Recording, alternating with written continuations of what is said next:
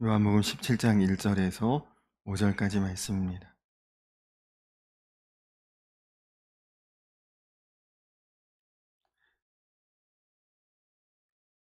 이 말씀을 한 절씩 교독하도록 하겠습니다. 예수께서 이 말씀을 하시고 눈을 들어 하늘을 우러러 이르시되 아버지여 때가 이르렀사오니 아들을 영화롭게 하사 아들로 아버지를 영화롭게 하게 하옵소서.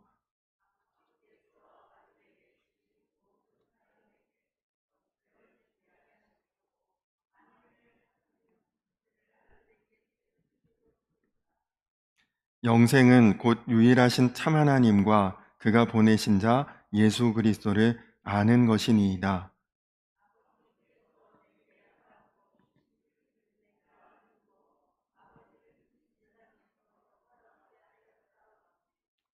5절 함께 읽겠습니다. 아버지여 창세전에 내가 아버지와 함께 가졌던 영화로서 지금도 아버지와 함께 나를 영화롭게 하옵소서. 아멘. 할렐루야. 우리가 이렇게 교회에서 만날 수 있고 또 예배의 자리에서 볼 수 있다는 것이 하나님의 놀라운 은혜요 축복임을 믿으시기 바랍니다. 우리가 다 한 번 사는 인생입니다. 그리고 그 한 번이 지나고 보니까 굉장히 짧습니다. 그렇기 때문에 하고 싶은 일들도 많고 또 우리가 해야 될 일들도 굉장히 많이 있지만 그것을 다 해낼 수도 없고 또 다 할 수도 없는 일이죠. 그러나 절대로 우리가 놓치지 말아야 할 것이 있습니다. 그것은 우리가 한 번 사는 인생, 하나님의 영광을 위해서 또 하나님의 영광을 드러내며 살아야 한다는 것입니다.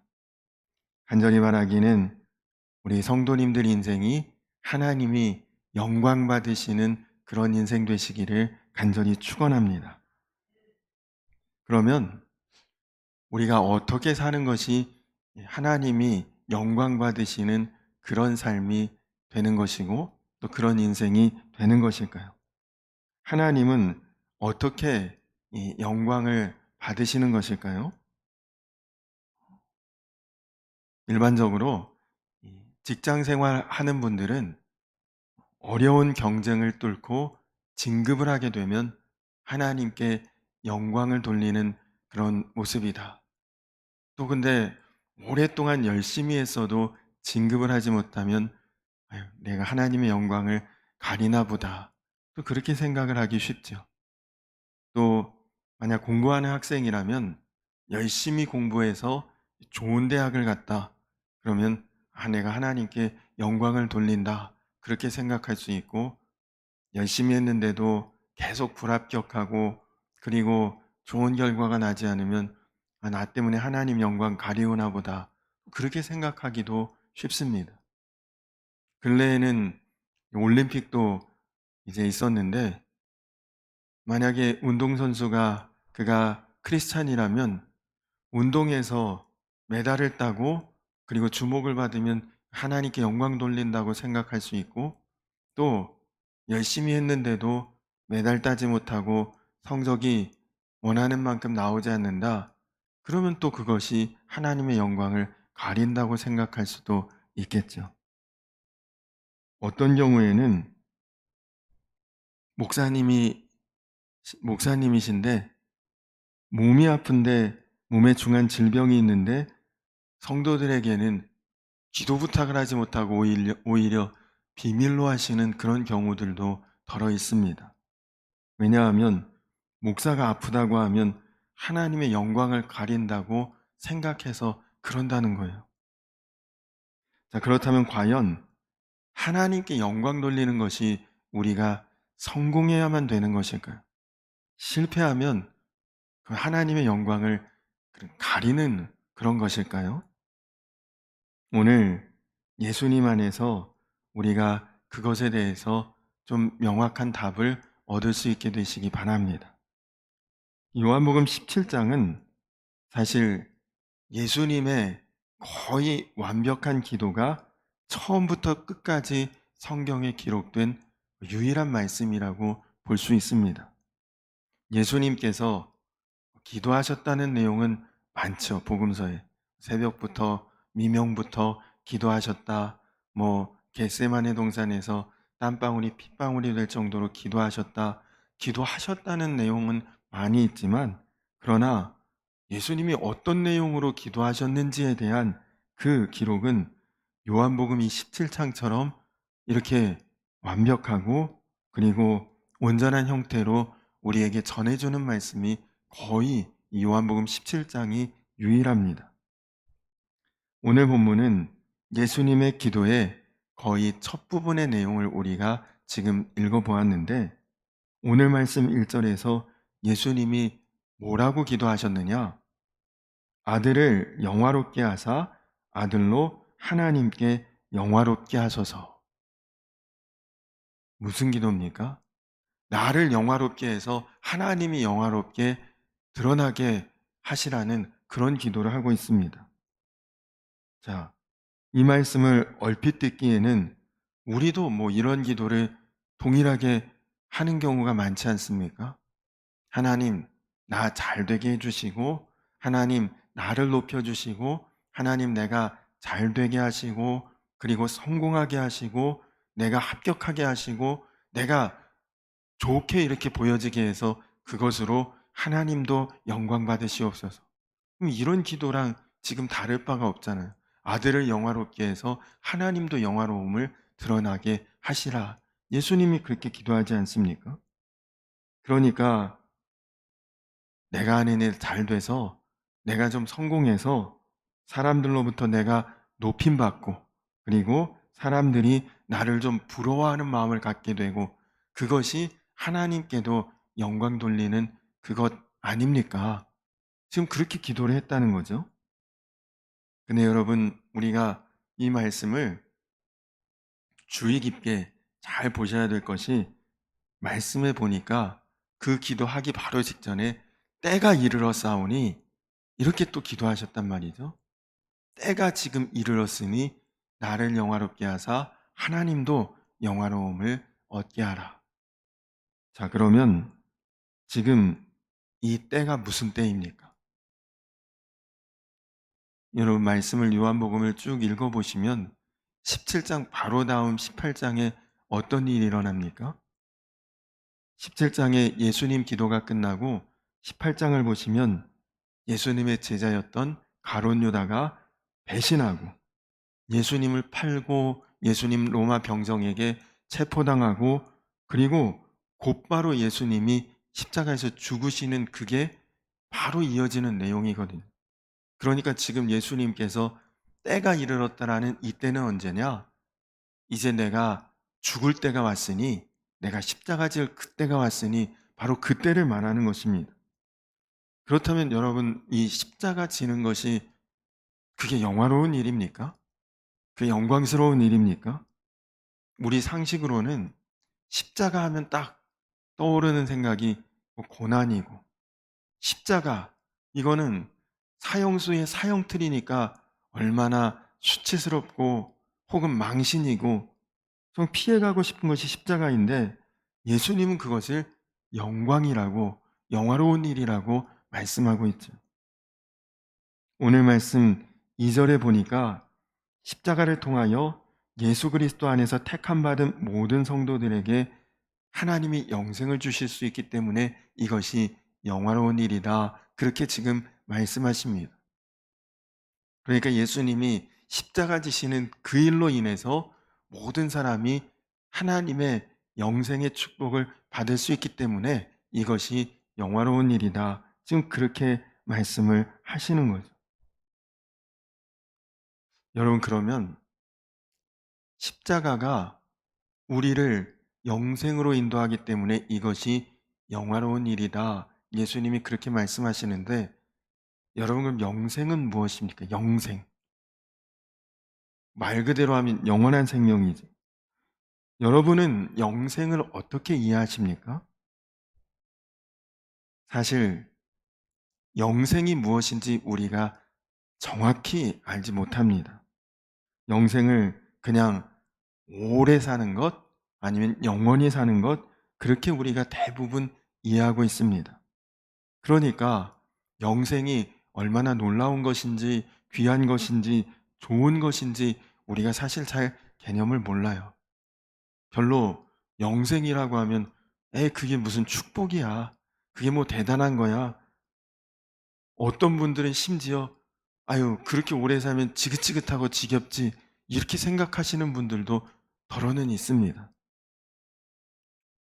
제가 어렸을 때 TV에서 방영했던 만화 중에 은하철도 999라고 하는 만화가 있었거든. 근데 이 만화의 주제는 한 어린 소년이 영원히 죽지 않는 기계인간이 되기 위해서 어느 행성으로 이 기차를 타고 떠나는 여행이에요. 그 행성에 가면 사람을 기계인간으로 수술해 주는 그런 행성이 있는데, 그 행성으로 가서 나도 수술받고 기계인간이 돼서 영원히 살아야겠다, 즉 그 목적을 가지고 그 기차를 타고 우주를 여행을 하는 내용인데, 그 여행을 가는 동안 이 소년이 영원한 생명을 받은 많은 기계인간들을 만납니다. 근데 그 기계인간들을 만나면서 느끼는 것이, 단순히 죽지 않고 오래 사는 것, 그냥 생명만 오래 연장되는 것, 그것이 그렇게 크게 좋아 보이지 않고 의미 없는 일이구나라는 것을 여행을 하면서 점점 깨닫게 됩니다. 그래서 나중에는 그가 기계인간이 아니라 불꽃같이 그렇게 살다가 끝나는 인간의 삶을 선택하게 된다. 이게 이제 그 만화의 줄거리입니다. 근데 여러분, 실제로 보면 삶 자체가 그렇게 쉽지 않은 분들도 있죠. 특히 연세 많으신 분들 중에는 아유, 차라리 빨리 죽어버렸으면, 내가 살아있는 것 자체가 누구에게 부담이 되고 짐이 되는 것 같고, 그런 마음이 드는 분들은 오래 사는 것도 썩 기쁘지 않습니다. 혹은 어떤 중풍이나 아니면 무슨 사고를 당해서 육신적으로 건강이 별로 이렇게 좋지 않을 때, 영생에 대한 정확한 이해가 없으니까 영생에 대한 어떤 갈급함도 없고 감동도 없고, 그냥 하나님이 주시는 그 놀라운 축복에 대한 기대가 전혀 없는 거죠. 그래서 3절에 예수님께서 영생이 무엇인지 그 개념을 우리에게 정확하게 설명해 주고 계신데요. 3절에 보니까 영생이 무엇이냐? 유일하신 참 하나님과 그가 보내신 자 예수 그리스도를 아는 그것이 영생이다. 이렇게 표현하고 있습니다. 그러면 여러분, 우리도 영생을 다 아는 사람들이죠? 하나님도 알고 예수님이 하나님의 아들이신 것과 우리를 구원하기 위해 십자가에서 대속해 주신 것, 우리도 다 알지 않습니까? 그러나 진짜 아느냐? 정말로 아느냐? 그 우리가 한번 점검해 보아야 합니다. 성경에서 이 안다라고 하는 말, 히브리어로는 야다, 이런 말입니다. 야다. 무슨 말이냐? 직접 만났을 때, 정말 실제로 교제했을 때 그것을 안다라고 표현합니다. 그러니까 우리가 어떤 개념적으로 이론적으로 설명을 듣고 지식으로 아는 것이, 그것이 아는 것이 아니라 내가 실제로 체험하고 경험해야 그것을 안다라고 성경은 말하는 거죠. 예수님의 어머니 마리아가 예수님을 잉태했을 때 성경에서 그는 아직 남자를 알지 못하는 여인이었다고 설명합니다. 그럼 마리아가 바보입니까? 그가 나이가 처녀가 다 될 정도의 나이인데 남자 여자 성별 구분 못하는 그런 사람이 아니라는 거죠. 여기서 남자를 알지 못한다는 것은 남녀 간의 부부관계에 그런 체험이 없었다, 그렇게 실제적으로 남자를 알지 못하는 여인이다, 그런 뜻이거든요. 그러니까 마리아는 동정녀, 남자를 그렇게 알지 못하는 그런 여인인데 예수님을 잉태했다는 그런 뜻입니다. 그러니까 여러분, 우리가 영생이라고 하는 것은 어렴풋한 개념, 그냥 예수님을 지식으로 알고 누군가에게 들어서 알고 그렇게 아는 것이 아니라 정말 제대로 아는 것, 정확하게 아는 것, 분명하게 내가 실제적으로 예수님을 아는 것, 그것이 영생이라는 것이다. 정확하게 하나님의 존귀하심을 아는 것이고, 정확하게 예수 그리스도의 영광을 아는 자가 그것이 영생을 아는 것이다. 그것을 말하는 것입니다. 오늘 말씀 3절에 유일하신 참 하나님을 알고 그의 보내신 자 예수 그리스도를 아는, 여러분, 그 관계로 하나님과 예수님을 아는 것이냐, 그것을 지금 예수님이 우리에게 묻는 것이죠. 여러분, 구약 성경에 이사야라고 하는 선지자, 여러분 이름은 다 아시죠? 이사야. 이 이사야도 자기가 하나님을 잘 믿고 하나님을 알고 하나님과 그가 정말 모든 것을 통하는 그런 선지자라고 자기 스스로 자부하고 살았던 사람입니다. 그러나 그가 성전에서 하나님의 영광을 본 다음에 기절할 정도로 기절초풍했죠. 그냥 혼비백산했습니다. 왜냐? 하나님의 영광을 그가 실제로 봤더니 자기는 하나님을 모르는 사람이었다는 것을 깨달았거든요. 하나님께 그런 놀라운 영광이 있다는 것을 자기도 선지자였고 제사장이었고 들어서 알았습니다. 아, 하나님의 영광은 그런 것이다. 듣고 알고 있었지만 실제로 봤더니 들어서 하는 것과 하고는 완전히 달랐거든요. 아브라함이 하나님께서 내가 본토 친척 아비의 집을 떠나 내가 너에게 지시할 그 땅으로 가라, 그렇게 했을 때에 여러분, 그가 75살에 75세에, 여기 75세 되신 분도 없죠. 그 나이에 본토 친척 아비의 집, 가족도 버리고 고향도 등지고 사실 갈 바를 알지 못한 채 떠났다고 했습니다. 사실 75세래도 양주 떠나서 어디 서울 아니면 뭐 대전 아니면 뭐 어디에 더 좋은 집, 더 살만한 곳을 거처를 마련했으니 이사 가라 그러면 그것도 사실 안 가고 싶을 수도 있지만 그러면 갈 수도 있는데, 어디로 갈지 모르는데 일단 떠나, 그렇게 하면 누가 갑니까? 누구나 그렇게 할 수 있는 것 아니죠. 고향도 아비의 집도 생활의 근거지를 다 떠나서 어디로 가는지 모르고 무조건 떠나는 이 아브라함, 그는 하나님의 영광을 아는 자였으니까 그렇게 순종할 수 있었던 것입니다. 하나님의 영광을 보지 못하고는 누가 그렇게 순종을 할 수가 있겠어요? 그러니까 하나님의 영광을 아는 자, 그렇게 영생을 아는 사람은 인생이 달라집니다.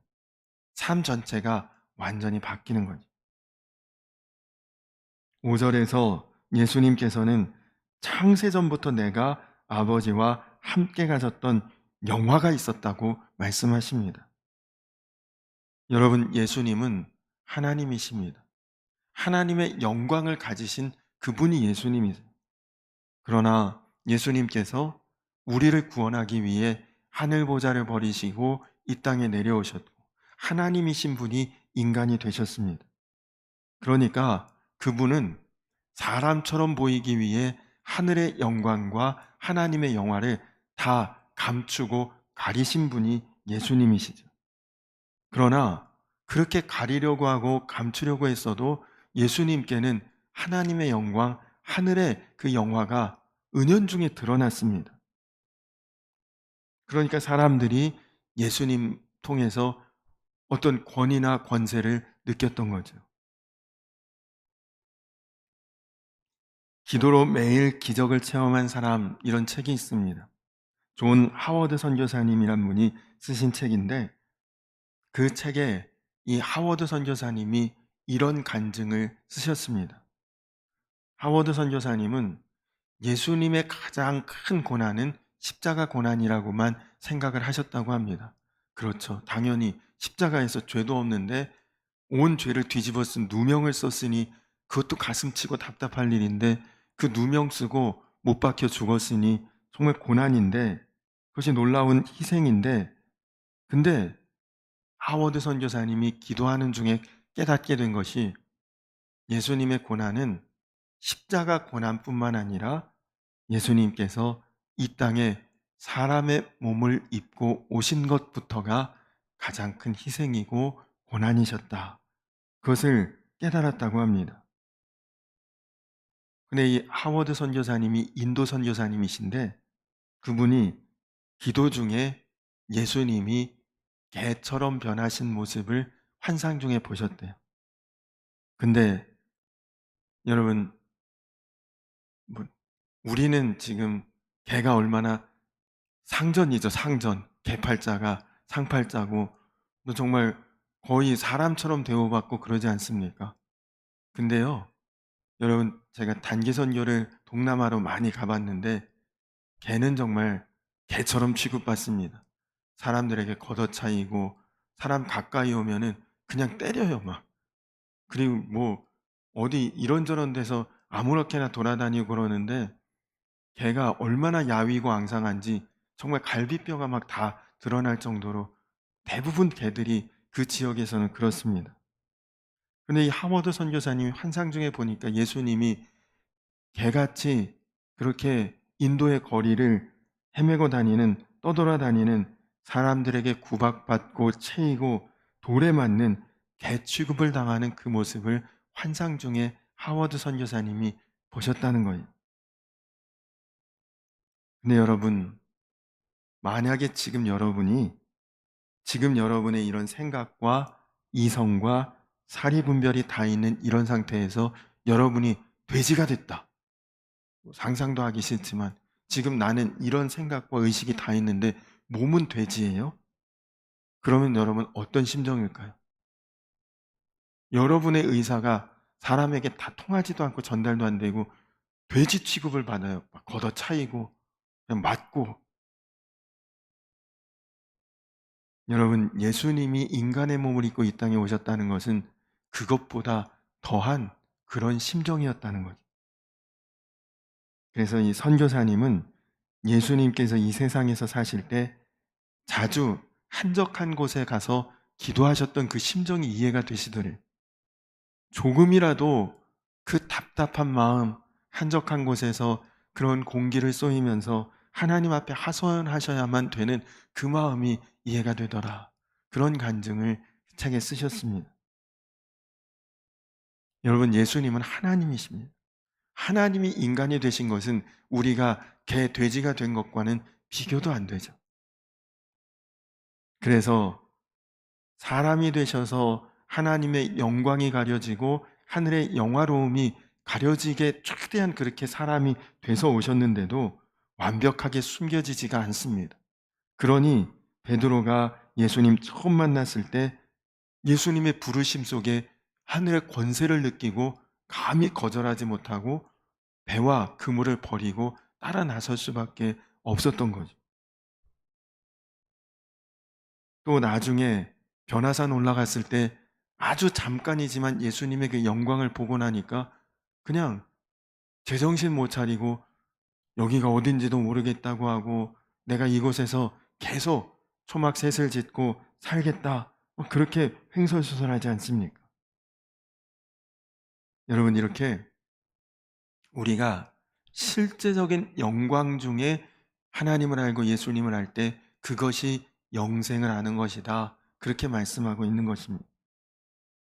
여러분, 우리가 하나님을 믿는다, 예수님을 믿는다 해도 그 영광을 알지 못하면 아직은 제대로 믿지 못하는 것입니다. 우리가 예수님을 믿어도 예수님을 어떻게 바라보느냐에 따라 우리 신앙의 수준은 완전히 천차만별이죠. 예수님이 십자가에서 우리를 위해서 죽으셨고 누구든지 믿기만 하면 하나님 자녀가 되고 그리고 주님은 우리가 기도하는 것에 다 응답해 주신다. 이렇게 들어서 아는 정도의 그런 믿음은 우리를 계속 은혜를 구하고 그리고 기도 응답을 받기 위한 그런 신앙 수준 이상을 넘지 못합니다. 그냥 그 자리에 머물러 있는 거죠. 그리고 내 안에는 여전히 불평도 많고 의심도 많고 불순종하고 아까 처음에 말씀드렸던 내가 잘 돼야 하나님 영광이고 성공해야 하나님이 영화롭고 그런 정도로밖에 신앙생활을 못하는 거죠. 왜 그렇습니까? 아직 제대로 하나님의 영광을 모르고 있으니까. 아직 정확하게 하늘의 영화로움을 알지 못하니까요.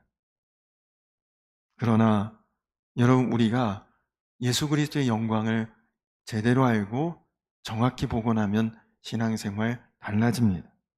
할 말이 없어져요. 그래서 사람이 거듭나게 되는 거예요. 이전과 달라지는 거죠. 제자들이 부활하신 예수님 만나기 전에는 이러쿵저러쿵 말들이 많았습니다. 아우, 야, 예수님 3년 동안 따라왔는데 후회가 돼. 그렇게 죽으실 줄 몰랐어. 예수님 다시 살아나신다고 말씀하셨지만 그게 사실일까? 솔직히 못 믿겠어. 얼마나 그렇게 얘기들을 했겠어요. 그러나 막상 부활하신 예수님이 그들 앞에 나타났고 그 영광을 보고 나니까 할 말이 없어요. 요한복음 21장 12절에 보니 당신이 누구냐 감히 묻는 자가 없더라. 영광을 보고 나니 그걸로 끝이에요. 더 할 말이 없는 거지. 사도 바울도 사실 그는 로마 시민권자죠. 바리새인이죠. 뭐 하나 부족할 게 없는 사람입니다. 세상에서 갖출 거 다 갖추고 그냥 대우받고 그냥 그렇게 살면 모든 영광을 다 받을 수 있는 그런 사람인데 그가 빌립보서 3장 7절 9절에 뭐라고 고백했느냐?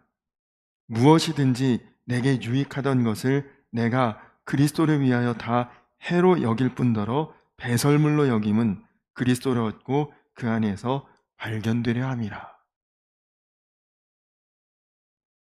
여러분, 사도 바울이 어떤 사람입니까? 어떻게 한순간에 이렇게 완전히 바뀔 수가 있습니까? 이유는 딱 한 가지밖에 없어요. 사람이 이렇게 바뀔 수 있는. 그것은 하나님 영광을 봤기 때문에 바뀌는 거예요. 그거 모르는데, 그거 못 봤는데, 이렇게 돈 주고 하래도 못할 거 아니에요. 하나님의 영광을 보고 나니까 더 구할 것이 없어집니다. 오직 하나님 영광을 위해서만 살고 싶고 나중에 내가 그 영광 가운데 들어가는 것밖에는 이제는 그의 남은 소원은 없는 것입니다. 그래서 여러분 우리가 하나님의 영광을 보는 신앙생활을 해야 합니다. 그러나 많은 성도들이 안타깝게도 이 영광을 몰라요. 보지 못하고. 그래서 누가복음 17장 26절에 그 이하에 보니까 예수님께서 다시 이 땅에 오실 때에 많은 사람들이 노아의 시대처럼 소돔과 고모라의 시대처럼 그렇게 살 것을 염려하셨습니다. 사람들이 먹고 마시고 장가 들고 시집 가더니 홍수가 나서 저희를 다 멸하였으며 사람들이 먹고 마시고 사고 팔고 그리고 심고 집을 짓더니 하늘로서 불과 유황이 비오듯 하여 저희를 멸하느니라. 인자에 나타나는 날에도 이러하리라.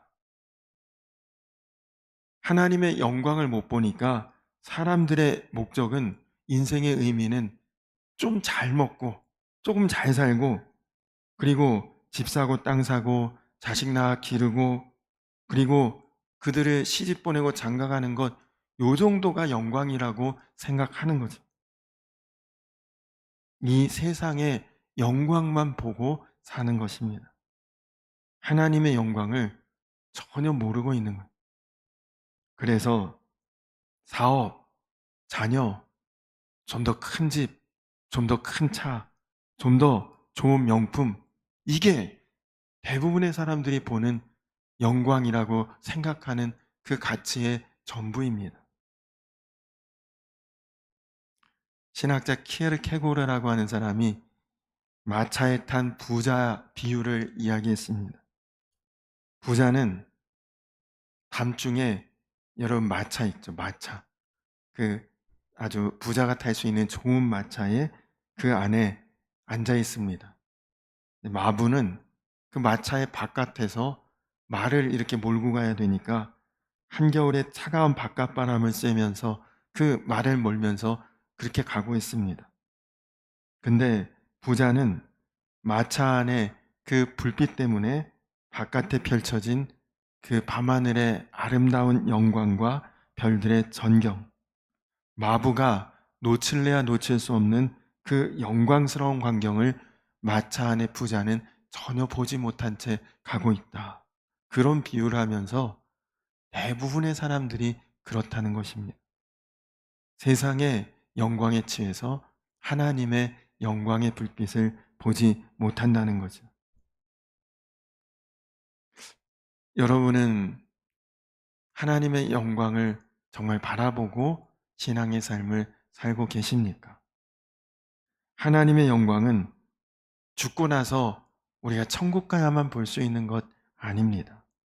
이미 예수 그리스도께서 우리 안에 임하여 주셨고, 예수님은 우리 안에 거하시고, 그래서 세상은 죄로 하나님의 영광을 아주 꽁꽁 가려놓고 못 보게 하려고 하지만, 그러나 지난 주일에 말씀드린 그 엘리사처럼 우리가 예수 그리스도를 통해 눈이 뜨여지고 눈이 열리면 하나님의 영광을 볼 수 있게 되고, 그리고 여러분 모두가 하나님의 영광을 드러내는 자로 세상에서 살게 하나님이 그렇게 세우시겠다는 것입니다. 그래서 바로 그것이 우리로 하여금 진짜 영생을 바라볼 수 있는 그런 영광과 영화와 은혜가 우리에게 주어지는 것이죠. 그것을 아는 자는, 그것을 보는 자는 분명히 세상과 다른 삶을 살게 될 것이라 오늘 주님은 우리에게 말씀하십니다. 그래서 우리도 예수님처럼 오늘 정말 그렇게 기도하실 수 있도록, 나를 영화롭게 하셔서 하나님을 영화롭게 하는 그런 인생이 되게 하옵소서. 그냥 내가 세상에서 잘 되고 성공하고 그리고 멋지게 드러내고 그것이 아니라 정말 내가 하나님의 영광을 정말 바라보고 정말로 알고, 그래서 세상이 추구하는 것 이미 그것을 넘어선 삶을 사는 그런 진짜 영생을 알고 진짜 영광을 보는 그런 인생으로 살아갈 수 있게 하나님 앞에 기도하며 나아가는 저와 우리 성도님들 모두가 되시기를 주님의 이름으로 간절히 축원합니다. 우리 이 시간 다 같이 찬양하고 그리고 기도하고 예배를 마칠 텐데, 내놓은 주의 영광을 보내 오늘 말씀을 기억하면서 우리 한번 같이 찬양하고 그리고 기도하고 예배를 마치겠습니다.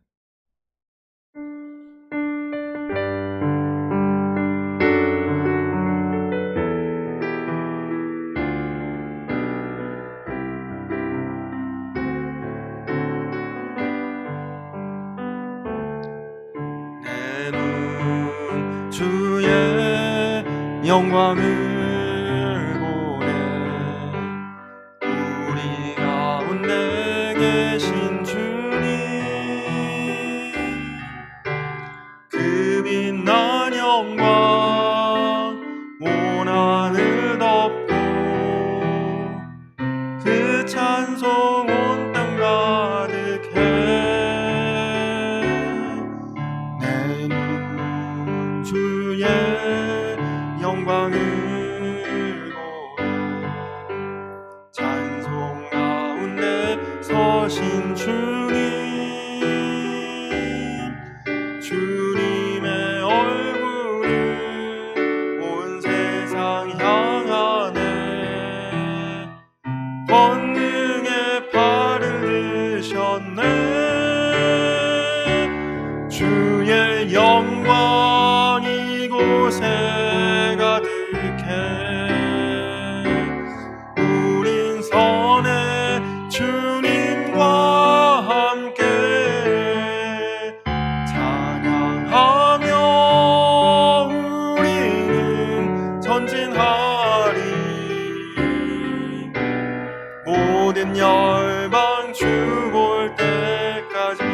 영광 이곳에 가득해. 주의 영광 이곳에 가득해. 우린 선의 주님과 함께 찬양하며 우리는 전진하리. 모든 열방 죽을 때까지. 우리 이 시간 다 같이 기도하겠습니다. 우리 이 시간 다 같이 기도하실 때에 주님, 정말 모르고 살았고 보지 못하고 살았던 지난 인생들, 세상 영광만 구하느라 시간 다 보내고 정신을 다 내려놓고 살았던 하나님 그 시간들을 이제는 돌이키게 하시고 우리가 눈을 열어 정말 하나님의 영광을 바라보는 자 되게 하시고 천국의 그 영화로움을 바라보는 자 되게 하여 주시옵소서. 그래서 우리가 가정에서, 교회에서, 직장에서 혹은 내가 속한 그 어떤 곳에서도 나로 인하여 하나님을 영화롭게 하는 자가 되게 하여 주시옵소서. 이 세상에서 출세하고 성공하고 그리고 부러워할 만한 그런 정도 세상 영광이 아니라 정말 이제는 거듭난 인생이 되고 정말 세상이 추구하는 것과 분명히 다른 하나님의 영광을 바라보는 자, 그래서 하나님을 영화롭게 하는 그런 인생으로 다 나아갈 수 있도록 하나님, 내가 영광을 보게 하시고 하나님의 그 영화로움을 바라보며 나아가는 그런 인생 되게 하여 주시옵소서. 우리 이 시간 나같이 주여 한번 부르고 기도하겠습니다. 주여! 좋으신 아버지 하나님 감사합니다. 하나님, 오늘 말씀을 통해 하나님, 우리가 천국과 영생과 정말 하나님과 예수 그리스도의 그 영광과 영화로움을 단지 들어서 아는 자가 아니라 실제로 아는 자가 되기를 원합니다. 정말 제대로 바라보며 나아가는 삶이 되기를 원합니다. 하나님, 우리도 반드시 오늘 예수님 기도하신 것처럼 그렇게 될 수 있도록 나를 붙들어 주시고 눈을 열어 주시옵소서. 주님의 영광을 바라보는 자 되게 하여 주시옵소서. 하나님, 그저 우리도 그냥 세상과 동일하게 조금 더 잘 되고 조금 더 잘 살고 조금 더 편하고 주님, 단지 그런 정도에 머물러 있는 세상 영광에 취한 정도가 아니라 이제는 그 모든 것들을 오히려 넘어서서 바라볼 수 있게 하시고 넘어서서 알아갈 수 있게 하시고, 그래서 이제는 십자가의 그 영광과 예수 그리스도와 참 하나님을 알아가는 그 영광과 영화로움 가운데 내 삶이 변화되고, 그래서 내 삶을 통해 하나님을 영화롭게 하는 참된 인생, 복된 성도의 삶을 살게 하여 주시옵소서.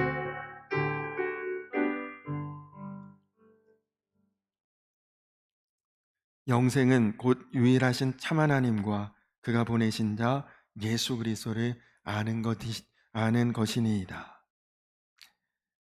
주님, 내가 신앙생활하고 믿음으로 살아왔지만 정말 보아야 될 것을 아직 못 보고 있는 것 아닌지, 알아야 될 것을 모르고 있는 것 아닌지, 주님, 세상 영광만 구하느라 내가 내 마음과 정신을 빼앗기고 있었던 것 아닌지 다시 한번 정확하게 돌아볼 수 있게 하여 주시옵소서. 하나님, 간절히 구하기는 눈을 열어 영광의 하나님 바라볼 수 있게 하시고, 또한 영생의 천국의 그 영화로운 것을 제대로 알고 나아갈 수 있도록 주여 인도하여 주시옵소서. 그래서 가정에서 또 교회에서 혹은 직장에서 내가 속한 곳에서 나로 인해 아버지를 영화롭게 하는 오늘 예수님의 그 기도가 나의 기도가 되기 원합니다. 그래서 정말 이제는 거듭나게 하시고 그리고 영화로운 삶으로 나아갈 수 있도록 우리 성도님들 한 분 한 분 눈을 열어주시고 삶을 변화시켜 주시고, 그리고 정말 모든 것을 넘어서는 그런 거듭난 삶의 은혜와 축복으로 나아갈 수 있도록 주여 인도하여 주시옵소서. 감사드리며 예수님의 이름 받들어 간절히 기도드렸습니다. 아멘. 하늘에 계신 우리 아버지여, 이름이 거룩히 여김을 받으시오며 나라의 임하옵시며 뜻이 하늘에서 이룬 것 같이 땅에서도 이루어지이다. 오늘날 우리에게 일용할 양식을 주옵시고 우리가 우리에게 죄 지은 자를 사하여 준 것 같이 우리 죄를 사하여 주옵시고 우리를 시험에 들게 하지 마옵시고 다만 악에서 구하옵소서. 내게 나라와 권세와 영광이 아버지께 영원히 있사옵나이다. 아멘.